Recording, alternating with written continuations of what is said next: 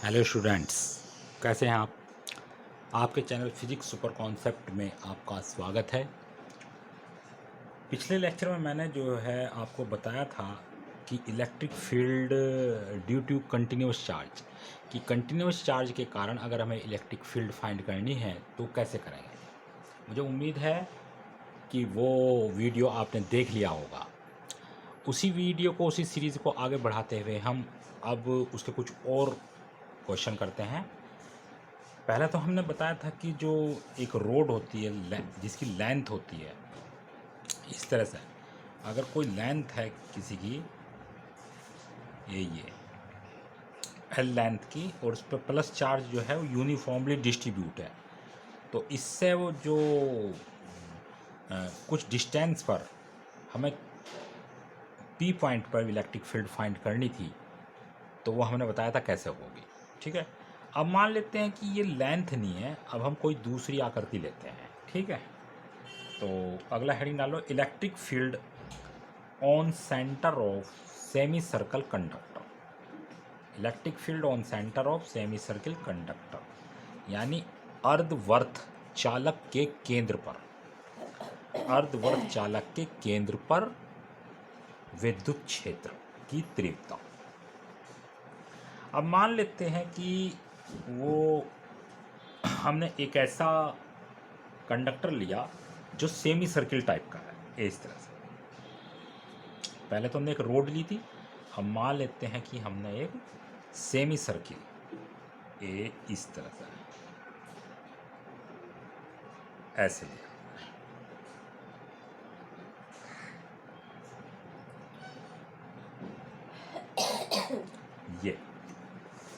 ये semi circle,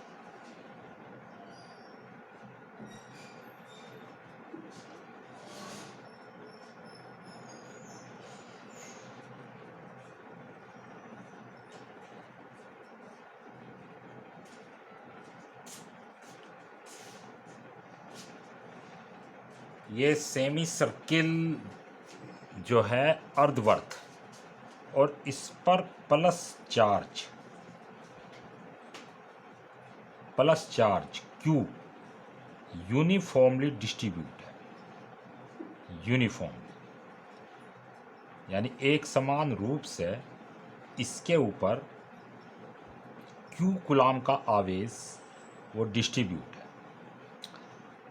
अब आती है बात कि इसके सेंटर, मान लो ये ओ है, इस ओ सेंटर पर कितनी इलेक्ट्रिक फील्ड होगी इस सेमी सर्कल कंडक्टर के कारण, और इस पर कितना चार्ज है, वो क्यू चार्ज है।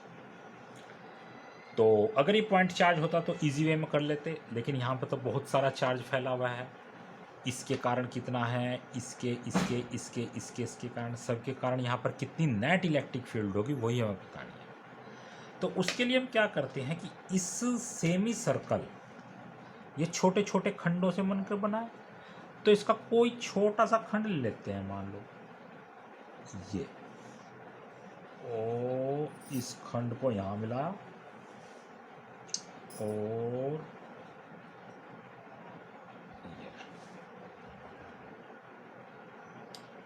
एक छोटा सा खंड लिया हमने इसको, और ऐसा कर दिया, ऐसे छोटा सा खंड, और ये मान लो थीटा एंगल पर है, और इसकी जो लेंथ है यहाँ पे वो मान लेते हैं वो है dl, और इसके बीच में एंगल है वो है d थीटा। छोटा सा खंड लिया हमने, तो इस छोटे से खंड के कारण इस पॉइंट पर, जो पॉइंट है इस पर इलेक्ट्रिक फील्ड कितनी होगी, छोटी सी इलेक्ट्रिक फील्ड होगी, तो उसकी डायरेक्शन कैसा होगी, ऐसा, यानी डी ई ऐसा होगी। अब आप ये देखो कि ये जो डी ई है इसके दो कंपोनेंट होंगे। अच्छा, ये थीटा है तो ये भी कितना होगा, यहाँ पे थीटा होगा, तो डी ई एक वेक्टर क्वांटिटी है। इस डी ई के दो कंपोनेंट होंगे, एक तो इस डायरेक्शन में ये होगा डी ई कोस थीटा, आपको पता है जिधर थीटा तो दूरी कोस थीटा, और एक इसके vertical component D E sine theta, पता है ना ये इसके दो कंपोनेंट डी ई के, एक होगा एक्स डायरेक्शन में डी कोस थीटा, एक होगा डी ई साइन थीटा। अच्छा, इसकी जो रेडियस है इस सेमी सर्किल की, मान लो यहाँ से आर डिस्टेंस पे ये पॉइंट ओ है, यहाँ पर सेंटर पर मैं इलेक्ट्रिक फील्ड निकाल नेट इलेक्ट्रिक, तो इसे हम छोटे छोटे खंडों में बटा हुआ मान सकते हैं। तो मान लो छोटा सा खंड है जिसकी लेंथ डी एल है और जिसके बीच में जो एंगल है वो डी थीटा है, और ये जो सेगमेंट है ये इसकी एक्स अक्ष से थीटा एंगल पर है, और उसकी रेडियस लेंथ कितनी है यहाँ तक आर। इस सेगमेंट के कारण इस पॉइंट पर जो इलेक्ट्रिक फील्ड है वो डी ई है, छोटी सी इलेक्ट्रिक फील्ड होगी। तो इसके दो कंपोनेंट होंगे, एक एक्स डायरेक्शन में डी ई कोस थीटा, एक वाई डायरेक्शन में D E sign theta.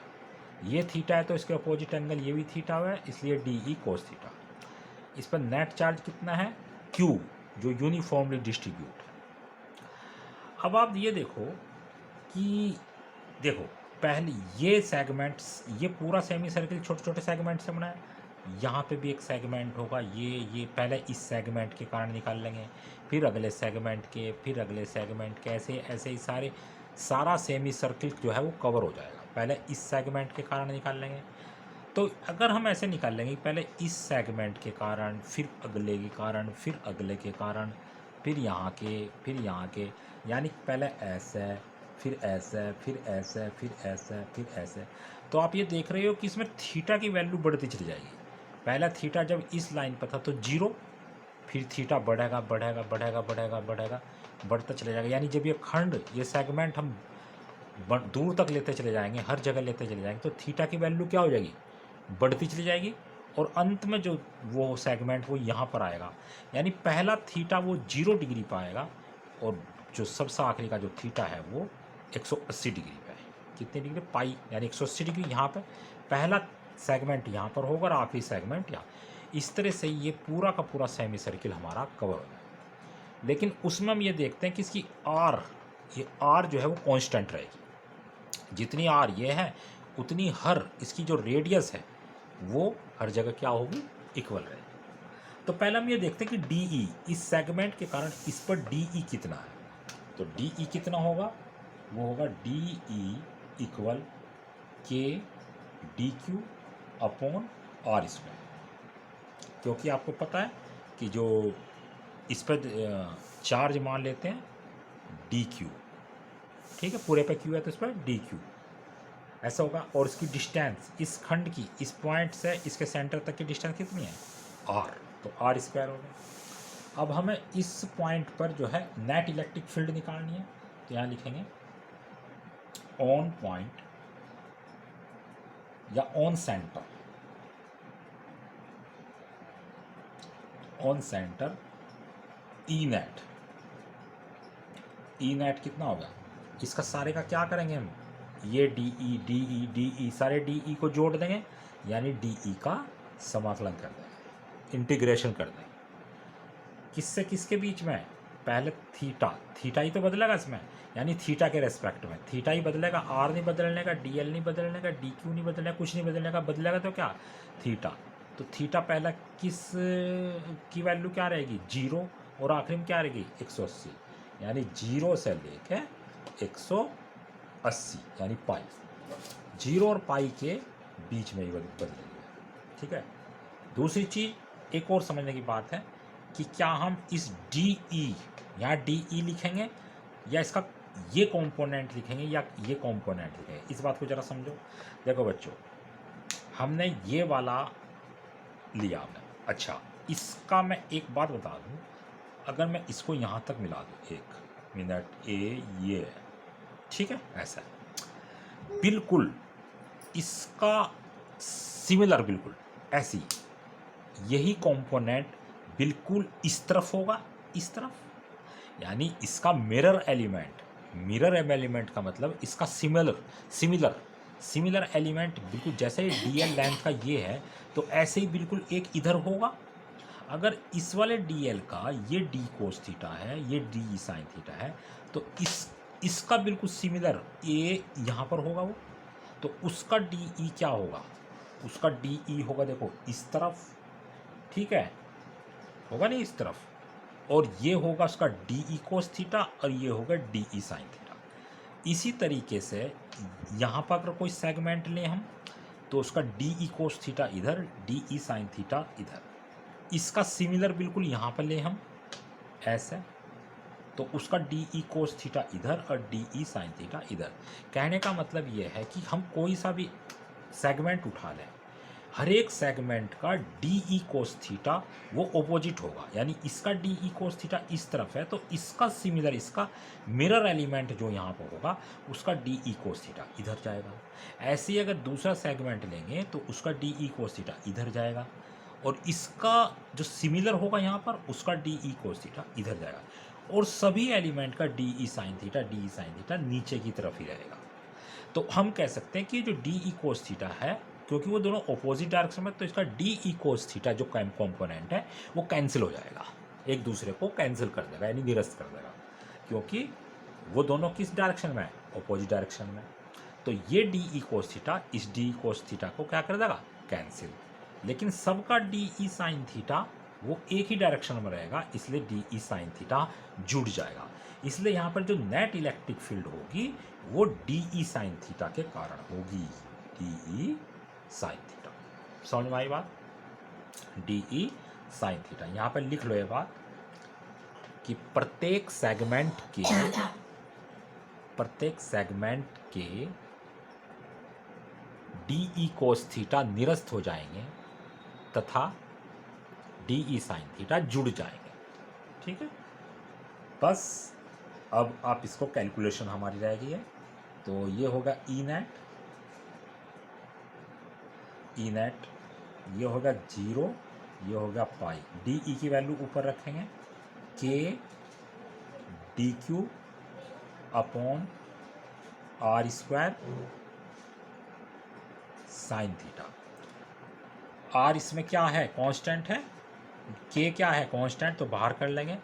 D Q हमें जो है डी क्यू की रेस्पेक्ट में नहीं करना है, समाकलन इंटीग्रेशन हमें किसके रेस्पेक्ट में करना है, थीटा, क्योंकि थीटा ही तो पूरे सेमी सर्किल को कवर करेगा, थीटा ही तो बदलेगा। तो अगर यहाँ पे डी क्यू की जगह डी थीटा आ जाए तो हम इसका इंटीग्रेशन इजी वे में कर सकते हैं। तो हम क्या करेंगे, डी क्यू को डी थीटा की फॉर्म में लेकर आते हैं पहले, तब जाके इसका इंटीग्रेशन होगा। तो यहाँ पे हो जाएगा हमारा ई नेट इक्वल 0 पाई के डी क्यू। अब डी क्यू क्या चीज़ है, डी क्यू हम जानते हैं कि डी क्यू इस छोटे से सेगमेंट पे जो है वो चार्ज है, छोटा सा चार्ज। हम जानते हैं कि अल्फ़ा बराबर होता है, सॉरी लैम्डा बराबर होता है Q upon L, charge density, और एक छोटे से सेगमेंट पर जो चार्ज होगा वो डी क्यू होगा और उसकी लेंथ होगी डी एल। तो हम डी क्यू को, और आपको पता है चार्ज डेंसिटी हर जगह इक्वल सेम रहती है, तो ये कांस्टेंट होगी, यानी डी क्यू को हम लिख सकते हैं लैम्डा इंटू डी एल। तो यहाँ पर हम लिख सकते हैं डी क्यू को lambda into D L upon R square sine theta. ये वाली बात यहाँ के ब्रैकेट में लिख लो, यहाँ तक उतार लो पहले, इतना ये लिख लो, ठीक है। अब क्या करते हैं इसको, और अब यहाँ पे डी एल आ गया, अब इसे थीटा की फॉर्म में लेकर आना है। तो आप ये भी जानते हो कि हम ये जानते हैं कि एंगल इक्वल क्या होता है, arc upon, angle equal arc upon radius. Formula पढ़ा है नहीं ये, कोण बराबर चाप बटे त्रिज्या, angle equal arc upon radius, पढ़ा है ना। एंगल कितना, इस वाले सेगमेंट का एंगल कितना है, डी थीटा। आर्क कितना है, इसका आर्क यही तो है आर्क, ये तो डी एल, तो ये हो जाएगा डी एल अपॉन रेडियस कितनी है इसकी, आर, इसकी रेडियस कितनी है इसकी, आर। और जब हम यहाँ से लिखेंगे dl की वैल्यू तो ये r d थीटा हो जाएगा। कितना हो जाएगा? r d theta. इसको उतार दो जरा यहाँ तक, फिर और आगे करते हैं। उतार लिया? ओके। अब मैं इसको यहाँ पे लिखता हूँ यानी ये अब ऐसे हो जाएगा ई नेट इक्वल इंटीग्रेशन 0 पाई, ये हो जाएगा के लैम्डा, डीएल की वैल्यू यहाँ से लिखेंगे r into D theta, r into D theta upon R square, ये वाला आर स्क्वायर और ये साइन थीटा।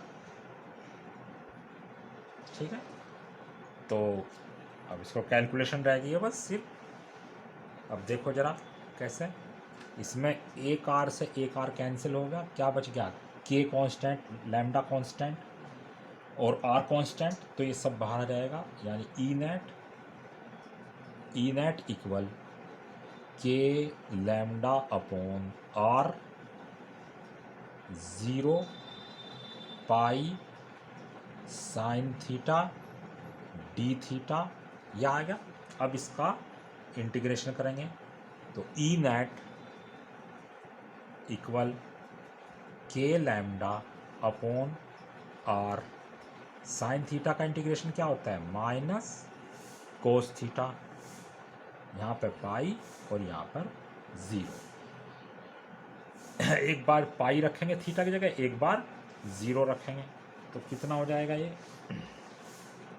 हो जाएगा हमारा ई नेट,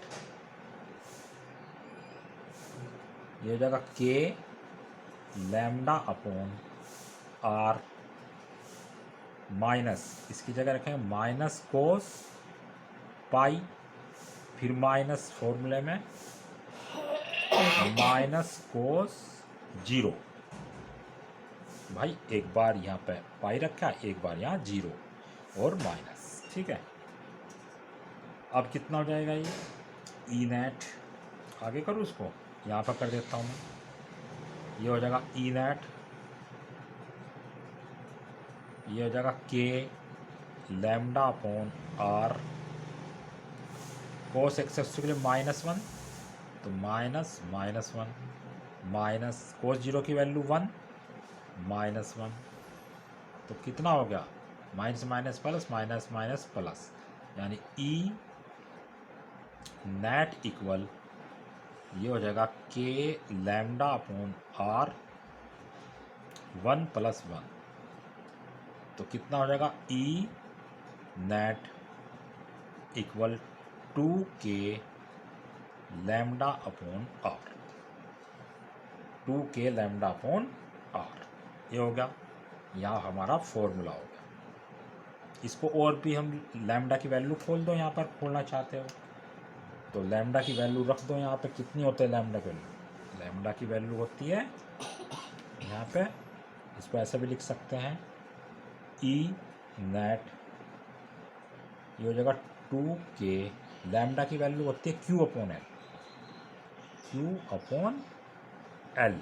अच्छा, Q अपॉन यहाँ से यहाँ तक किसकी? L, यानी इसकी पूरे की L कितनी है इसकी? πr, क्योंकि सेमी सर्कुलर है ना। अगर पूरा सर्कल होता तो इसकी सरकमफेरेंस कितनी होती, लेंथ कितनी होती?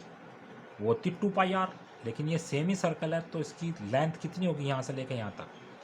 Q अपॉन L का मतलब है πr इंटू r, तो ये हो जाएगा E net equal 2k Q upon πr square. तो ये भी इसका फॉर्मूला। यानी अगर कोई सेमी सर्किल है उसके सेंटर पर जो इलेक्ट्रिक फील्ड होगी वो हम इस फॉर्मूले से निकाल सकते हैं। ठीक है बच्चों, कैसा लगा है ये वीडियो के बारे में बताना है। तो मिलते हैं एक और नेक्स्ट क्लास में, तब तक के लिए बाय।